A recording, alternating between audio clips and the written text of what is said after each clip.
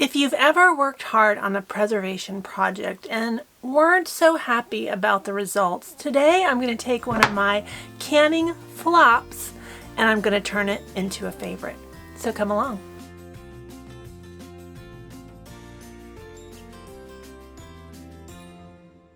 Hey friends, it's Barbara Sue from Kowalski Mountain and welcome back to our channel. Earlier this year I created a video called Favorites and Flops, and it was all about my canning projects that I really liked and the projects that I didn't like at all. And you can see it right up here. One of the foods that I listed as a flop was some applesauce that I had made running it through the food mill. Now, using the food mill makes it a lot simpler and faster to make applesauce. You don't have to core the apples, you can just cook them, and then you run them through the food mill to puree the applesauce. And that seemed like a wonderful idea. But unfortunately, the results are this very fine, baby food-like applesauce, and none of us like it. Now, I made this a while ago. And I've been using it in cooking, so whenever I make cornbread, rather than put oil in it, I put applesauce in it. And that's a really nice one-to-one conversion that saves on fat in my cornbread. But as you can see, in all these years since I've done this applesauce, I still have a lot of it left. On my video, Favorites and Flops, there was lots of conversation and comments, and through all of those comments, I had a brilliant idea. I decided to take my fine pureed applesauce and I'm going to turn it into fruit leather. Now, if you saw my previous apple preservation video, which I'm going to put right up here, fruit leather was my favorite project in my apple preservation this year. And it didn't last very long. So I decided I would turn this not so favorite applesauce into fruit leather, which I love. Now today is a gorgeous sunny day, which means it's a good solar day. And it's mid-morning and our batteries are already 3/4 charged. So today is definitely a day to use some power while the batteries continue to charge throughout the entire day. Now I'm going to use my food dehydrator to take my not so favorite applesauce and make it into fruit leather. Now this is going to be super simple because the applesauce is already sweetened. It already has cinnamon in it. It's already fully ready to eat. All I need to do is dehydrate it. So let's get it on these trays. Now if you struggle to open canning jars, right here is a glass rim. And here's the top of the lid. You can slip a spoon right in between there and pop it up. And there it goes. You can see the texture of this applesauce. Now the nice thing about this applesauce being so fine is it should dehydrate really nicely because there's no chunks in it that are going to take longer. So hopefully this will be done by the end of the day, but we'll see. Now a dehydrator tray is simply a rack, and you usually dehydrate directly on the rack, but when you want to do things that are a little more liquid, you can use a fruit leather tray. Now I use my fruit leather trays for a lot of things, even my beef jerky and things like that, because these are a pain to clean. The trays make everything so much more simple to clean. But today we're going to need this fruit leather tray because of our liquid base. All we need to do is pour out our applesauce.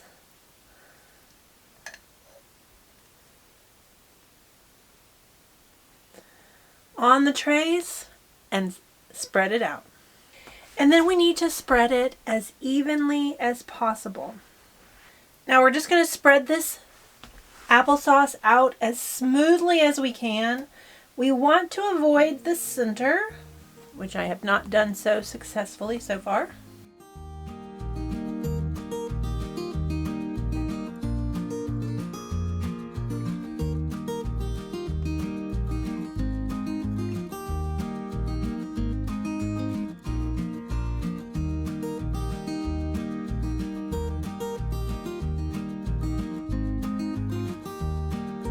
Now each tray is taking 1 pint of applesauce and spreading it on with a nice consistency, and I'm pretty excited about this.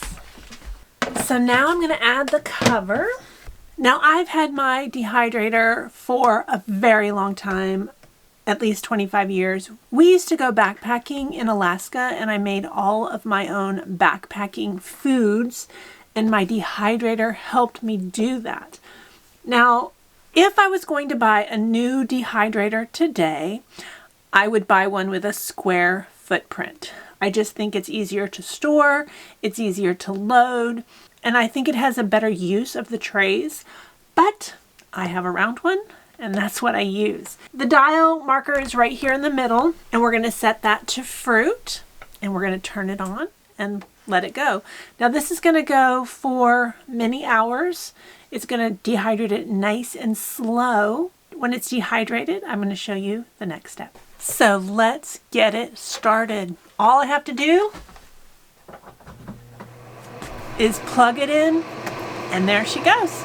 That's it. Now my fruit leather is starting to dry out, so let me catch you up. Last night when I went to bed, this was almost dry, but not quite dry enough. So to prevent it from over drying, I went ahead and unplugged the dehydrator overnight and just left it. When I woke up first thing this morning, I plugged it back in. Now, as we get close to the end, we need to be checking frequently because every tray is not going to dry at the same rate. Now, I've already pulled off one tray, and I have rolled some into fruit roll-ups. Now, you don't have to wrap them in paper, but I wanted to do that so it doesn't dry into a solid mass. I wanted to be able to unroll it and kind of chew it up and really savor every bite. Now the next tray is ready, and I wanted to bring you along. Now, one of the most important things I learned when I did this last time in the apple preservation video was you need to take them off the trays while they're warm. Don't let it cool or it crumbles into a mess.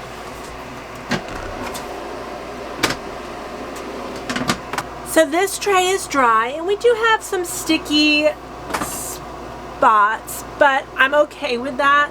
I don't want it to be over dry. What I'm definitely looking for is in these thicker spots. I don't want those to be soft. I want those to be fully dry. And all of those sections are fully dry. So this sheet is ready to come off. Now for some comparison, let me show you one that's not ready. So this one is still soft, and I can see that because it's holding my fingerprint. But this one is almost done, just not quite ready. So to get it off the sheet, my sheets are flexible, so I can kind of bend it, and I want to kind of try to find a spot where I can get under the fruit leather.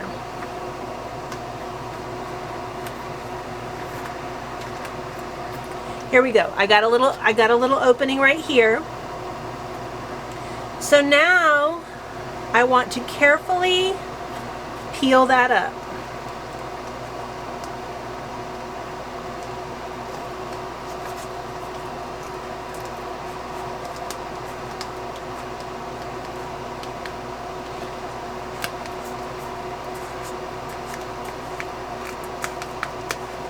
Okay, so now I have a nice edge.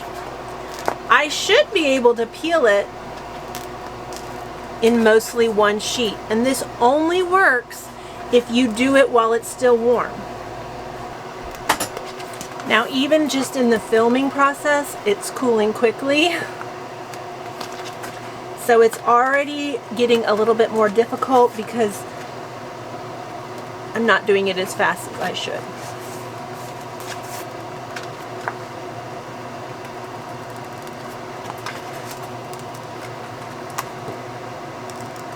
Now, if it doesn't come off in a sheet, that's fine. It's not a big deal. It's a little bit satisfying though.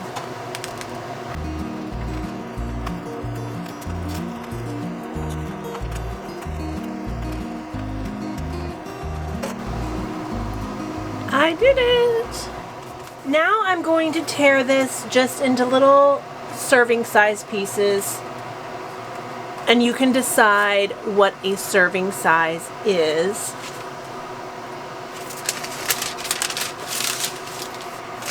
And you really don't need the paper to be as wide as the fruit. You just need it to be enough to kind of create a barrier so it doesn't dry into a block. Now this is easier to do on the counter.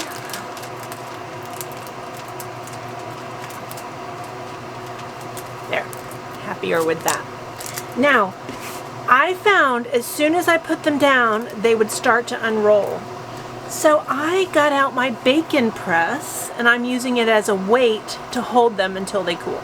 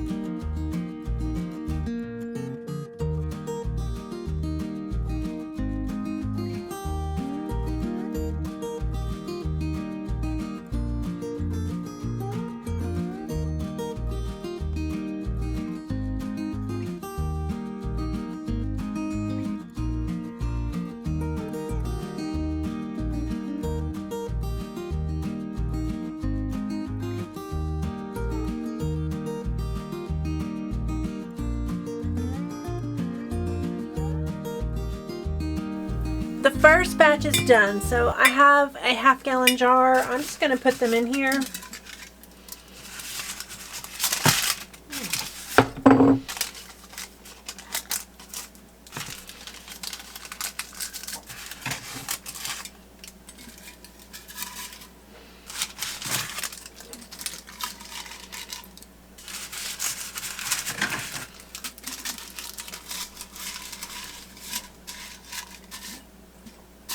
So my jar is full, and that was a full dehydrator. So that was 6 trays of fruit leather.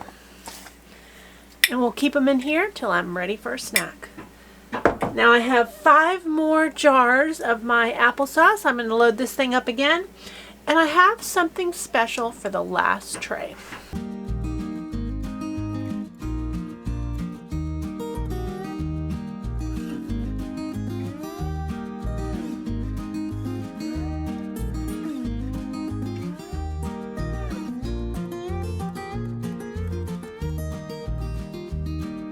Now I have 1 tray left, and I thought I would try another canning flop to see how it goes. So these were some pears that I had canned, and they came out more like pear sauce than canned pears, which is what I wanted. Now this jar doesn't look too bad, but I'm going to go ahead and run this through the blender, and I'm going to do 1 tray with the pears.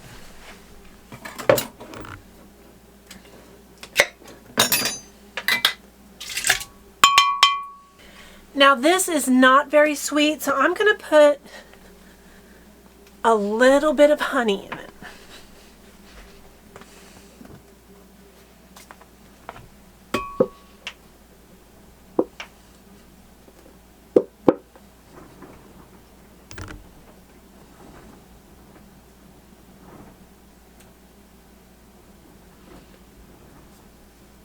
Let's blend this up.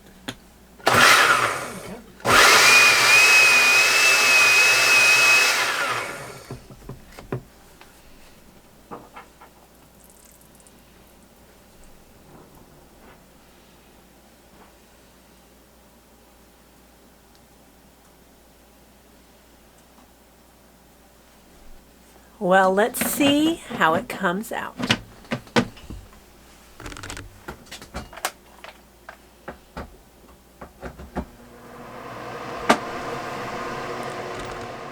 Well, friends, the fruit leather is finished and everything is done. I did a total of 12 trays of fruit leather. Now, the applesauce ones we absolutely love. This was a great idea to use some applesauce that we didn't like and turn it into something that we would enjoy. Now, the pear, not so much. I really don't know why this turned out like it did. Possibly there was too much liquid in it. That's going to be my guess, that it wasn't reduced enough for this. But this was so hard to get off the trays. I just ended up peeling it off in strips. And it's not nearly as good.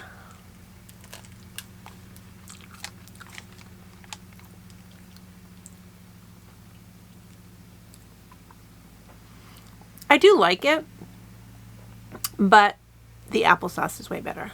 What I could do, if I wanted to do this, which I don't know if I will, but I could empty those jars and reduce it a little bit so it's not so liquidy and a little bit more thick. This is tasty. But I like the applesauce better. Now, one thing I would do differently, I don't really know that it's necessary to roll it into the paper. We are eating this so fast. I mean, my video is not even published yet, and we are eating this super fast. I do have a reserve bag here. This is the second group. And as much as I love that we're eating lots of fruit, I want it to last a little bit longer, but we are eating it like crazy. Both of us, it's a nice sweet treat and feels better that it's fruit rather than something sweet. So we definitely like it around here. Well, friends, thanks so much for coming along with me while I turn this flop into something that we enjoy. And I do hope you've enjoyed this video. I hope it inspires you to take something that maybe was a flop in your kitchen and turn it into something that you love. As always, friends, we really appreciate you watching, especially to the very end. If you haven't hit that subscribe button yet, hit that button. We'd love you to be a part of the Kowalski Mountain family. We'll see you next time.